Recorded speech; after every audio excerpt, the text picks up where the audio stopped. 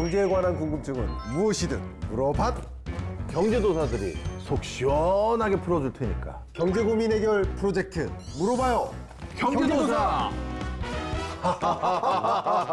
김도사. 도사. 드디어 마지막 회 한 번에 끝냈네. 마지막 회야? 오. 이거 좀 아쉬운데. 우리 아직까지 복비 한 번도 못 받았는데. 결국 그랬던 거야? 그러니까. 누가 입금하고 간 줄 알았더니. 복비 좀 받아볼래 했더니 마지막 회야. 어쨌든 마지막이니까 우리 힘내서 아름답게 마무리해보자고요. 보자고요. 자, 어쨌든 의뢰인 불러봐야죠. 제가 외쳐볼까요? 오케이. 의뢰인 들어오세요. 안녕하세요. 반갑습니다. 반갑습니다. 네. 아니 의뢰인이 이거 시즌2의 MC를 노리냐 왜 이렇게 잘생긴 거예요? 근데 도사님들 맞으신 거죠? 네, 제가 생각한 이미지는 뭔가 굉장히 뭔가 탁 선비같이 탁 있어야 되는데 뭔가 느낌이 약간 사자 느낌 나가지고 큰일 났어. 어떻게 알았지? 우리 봤어.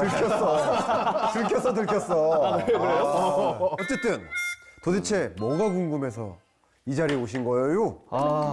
솔직히 제가 이제 나이가 뭐 어리면 어리지만 좀 찾긴 찾잖아요. 그러다 보니까 어쩔 수 없이 노후에 대해서 생각을 좀 하게 되더라고요.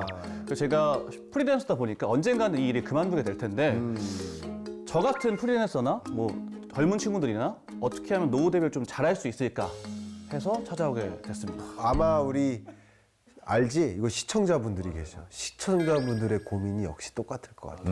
근데 시청자가 아니라 나도 마찬가지야. 노후 대비라는 게 사실 아주 일찍부터 준비한 사람들에게는 굉장히 뭐 걱정이 없겠지만, 근데 대부분의 사람들은 동이 나이 때쯤 되면 이제 조금씩 노후에 나는 어떻게 대비해야 되지? 이런 고민을 이제 시작하거든.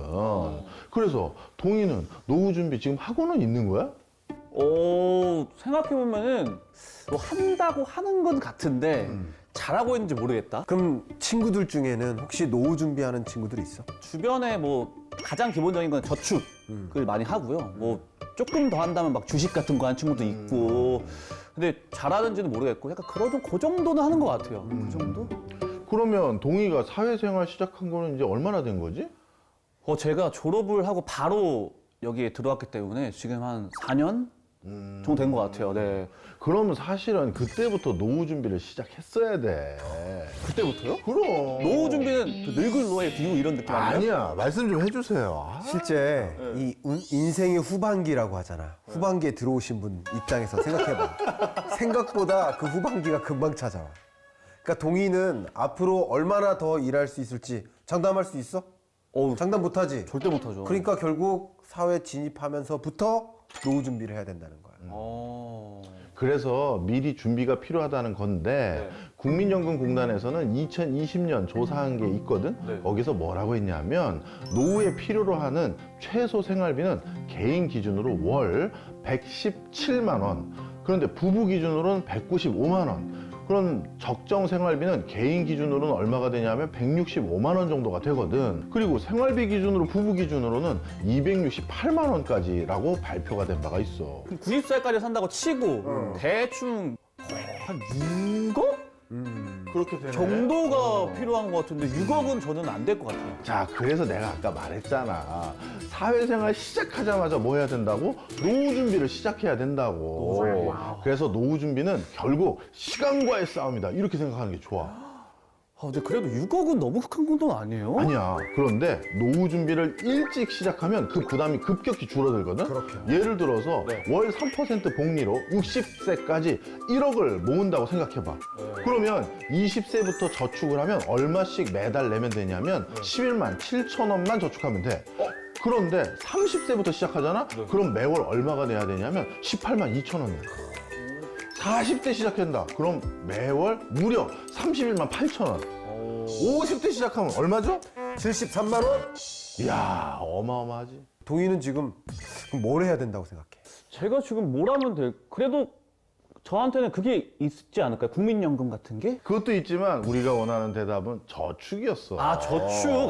저축은 기본적으로 좀 하고 있긴 해요. 근데 말이야, 물론 저축도 중요하지만 딱지가 붙도록 많이 들었던 표현, 어떤 거죠? 연금. 연금! 이 동의가 네. 튼튼한 연금탑을 쌓기 위해서 지금부터 시작하면 좋은 그 연금의 종류를 알려줄게. 좋아요. 잘 들어. 좋아. 뭐야 이거? 자, 연금에는 대표적으로 공적, 공적, 퇴직, 퇴직, 개인연금 개인연금. 이렇게 세 가지로 분류를 하는데 공적연금은 공무원연금이지. 공무원. 공무원. 또 군인, 군인. 별정 우체국, 사학연금과 같은 이런 연금이 있고 네. 또 보통 회사원들이 매달 내고 있는 게 있지. 그 고용보험에 속하는 국민연금, 또 공무원연금 이런 것들이 다 포함돼. 근데 직장인들은 말이야 의무가입이 이미 되어 있고 자동 납부를 하고 있으니까 이미 가입되어 있다라고 생각하면 되겠지. 퇴직연금은 말이야 일단 기업의 사회적 책임이라고 들어봤어? 처음 들어봐. 기업의 이 사회적 책임의 일환으로서 마련된 제도 그거야. 근데 기업과 함께한 이 사원의 노후를 보장해야 되잖아. 그쵸. 그렇게 하기 위해서 기업은 이 준비한 이 연금으로 이 두 가지로 나뉘는 거야. 바로 확정 급여형이 있고 확정 기여형으로 나뉘는 거야.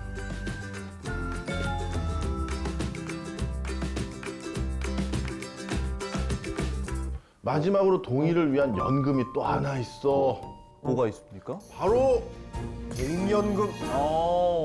동의 같은 프리랜서 같은 개인들이 자신의 노후를 준비하는 제도로 주택연금, 연금 저축상품, 연금보험, 개인형 퇴직연금 제도, 이거는 영어로 IRP라고 불러. IRP.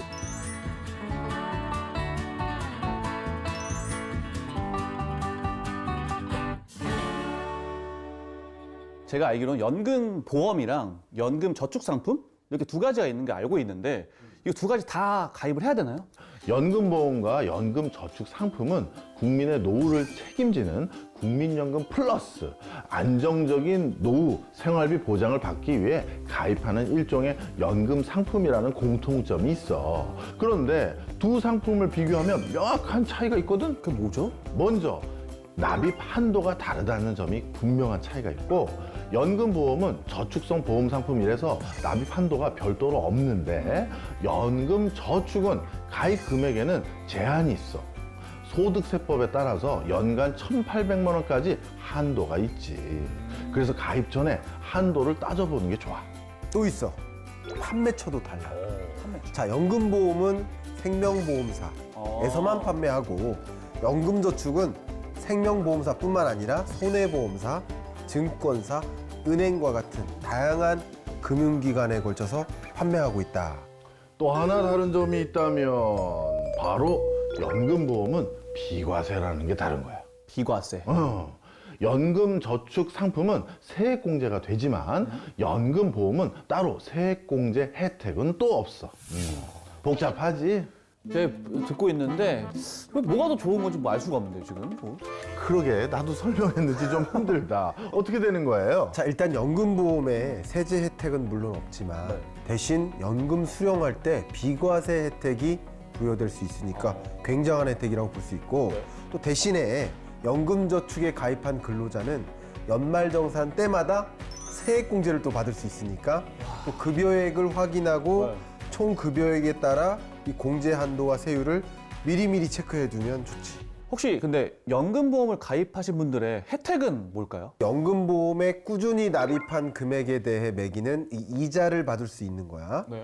그럼 또 다른 점이 더 있을까요? 있어. 수령 시기가 좀 달라. 시기. 연금보험은 만 45세부터 언제든지 수령이 가능하지만, 연금저축은 저축기간이 5년 이상인 가입자가 만 55세를 넘겨야지만 가능해. 그래서 정리를 해보자면 연금보험은 나중에 수령하는 시기에 혜택이 있고, 연금저축은 연말 정산하는 근로자가 매년 세액공제를 받을 수 있다는 장점이 있는데 공통적인 주의사항도 있어. 뭐죠 그거는 도대체? 바로 주의해야 될 것은 오케이. 중도 해약 시 손해. 가입해두고 뭐 이런저런 사유 때문에 뭐 중간에 해지하면 엄청난 불이익을 받을 수 있다는 거. 또 세액공제를 안 받는 연금보험이라고 마음 턱 놓고 있는 거 역시 이것도 위험하지. 그러니까 납입 원금과 해지 환급금을 비교했을 때 환급금이 더 많다면 차액만큼 이자 소득세가 붙는다는 거.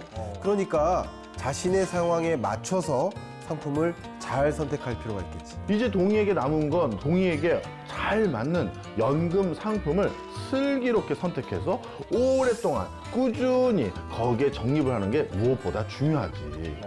또 뭐가 있겠어?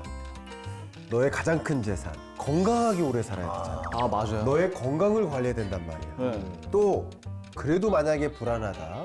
그러면 노후에 할 일들을 미리 찾아봐야 돼. 노후에 나 스스로를 부양할 수 있는 능력을 갖추는 거. 결국 제2의 삶, 제2의 직업도 꾸준히 고민해 봐야겠지. 이야. 너무 중요하다. 자, 그러면 우리 경제도사의 마지막 의뢰인인 만큼 오늘 타로를 하나 뽑아줬으면 좋겠어. 타로요? 아, 좋죠. 이분이 또 유명한 분이야. 그냥 아무 뽑으면 돼요, 진짜로? 두 장 뽑아봐. 이거 2개 하겠습니다. 자, 김도사님. 자, 이렇게 노후를 준비하면 결국 어떻게 된다는 거야? 나만 행복한 게 아니라 어. 부인도 행복하고 와우. 그 둘의 가정의 행복을 보좌하는 박도사가 위에 있잖아. 배가 난데? 그러니까 후반님이 박도사가 같이 함께. 두 가정을 영원히 행복하게 해줘서 네. 나도 행복할 뿐만 아니라 나의 가정을, 나의 부인을 이렇게 왕비로 딸을 공주로 만들어줄 수 있다는 뜻이야. 근데 너무 중요하다. 왜냐면 제가 노후 준비할 때 이제 제 2의 직업도 준비하라 했으니까 이 전편에 또 사업 그것도 있다 보니까 그거 보면 또 좋겠네요. 또 느낌에. 원래 우리가 복비를 두둑하게 받고 있거든. 네. 근데 마지막 회니까 그냥 소감만 한번 들어볼게. 저랑 비슷한 또래 친구들은 노후 준비라는 걸 어떻게 할지 모르고 하다 보니까 생각 없이 투자도 많이 하고 막 잃고 막 눈물 흘리고 막 그랬는데 더 탄탄한 자본을 쌓고 연금을 준비하면은 노후에 좀 더 편한 삶을 가질 수 있다는 걸 더 확 와닿게 해주는 것 같아요. 마지막 의뢰인만큼 너무나도 큰 영광이었습니다. 오늘도 다 같이 고민 해결!